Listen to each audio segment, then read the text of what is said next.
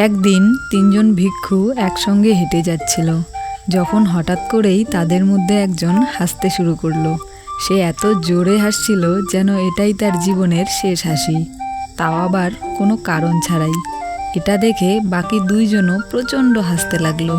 প্রথমজন বলতে লাগলো, আমি হাসছি কারণ আমি খুব খুশি। দ্বিতীয়জন বলল, আমি হাসছি কারণ তোমরা আজ খুব খুশি। তৃতীয়জন বলল, আমি হাসছি কারণ আমরা নিজেই জানি না আমরা কেন হাসছি। তিনজন ভিক্ষুই হাসতে হাসতে হাঁটতে শুরু করলেন এবং রাস্তার মানুষ তাদের পাগল ভাবতে লাগলো।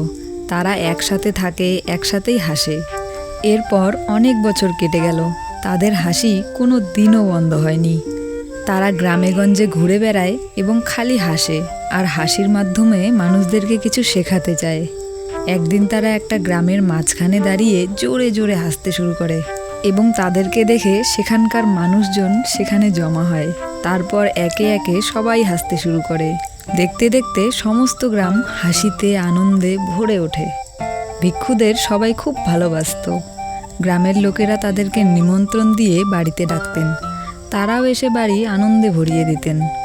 অনেকেই মনে দুঃখ কষ্ট নিয়ে তাদের কাছে যাইত সমাধান চাইতে, এবং তারাও হেসে হেসে বুঝিয়ে দিত, দুঃখ কষ্ট যন্ত্রণা এ সব কিছুই আমাদের মনের ভেতরে।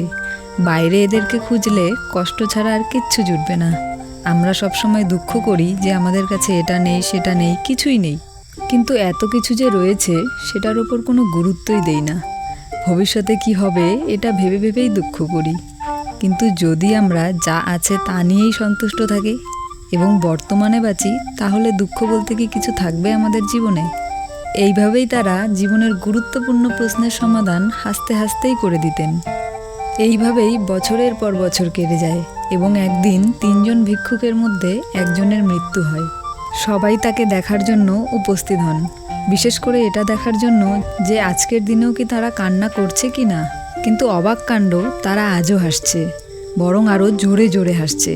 ভিড়ের মধ্য থেকে একজন তাদের জিজ্ঞেসই করে ফেললেন যে তারা কেন হাসছে। তখন ভিক্ষুরা বললেন, কালকে যখন আমরা তোমাদের গ্রামে আসছিলাম তখন আমাদের মধ্যে একটা বাজি হয়েছিল যে আমাদের মধ্যে যে আগে মারা যাবে সে জিতে যাবে। আমরা আমাদের বন্ধুর জয়ের উপর আনন্দিত হয়ে হাসছি। চাইনিজ ট্রেডিশন অনুযায়ী মৃতদেহকে স্নান করিয়ে নতুন জামা পরিয়ে তারপর অন্তিম ক্রিয়া করতে হয়। কিন্তু মৃত ভিক্ষু বলে গিয়েছিলেন যে তার দেহ আগের থেকেই পবিত্র, তাই তাকে স্নান না করাতে, এবং তিনি তার সারা জীবন ভিক্ষু অথবা সন্ন্যাসী হয়ে কাটিয়েছেন, তাই নতুন জামা কাপড়ের প্রতি লালসা তার নেই। সুতরাং তার দেহে যা আছে তাই দিয়েই তাকে অন্তিম ক্রিয়া করা হবে। অন্তিম ক্রিয়ার সময় দুই ভিক্ষু হাসছিলেন এবং লোকজন দেখছিলেন যে মৃত ভিক্ষুর মুখেও মৃদু একটা হাসি রয়েছে।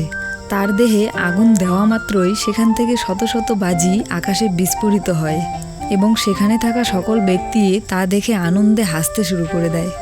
বাকি দুই ভিক্ষু বুঝতে পারেন যে মৃত্যুর আগে সে তার কাপড়ে বাজি লুকিয়ে রেখেছিল এবং মৃত্যুর পরেও সে সবাইকে একটা গুরুত্বপূর্ণ শিক্ষা দিয়ে গেল। আনন্দ আমাদের সকলের ভেতরেই রয়েছে। ইচ্ছা করলেই একটা মানুষ হেসে আনন্দে সারা জীবন কাটিয়ে দিতে পারে।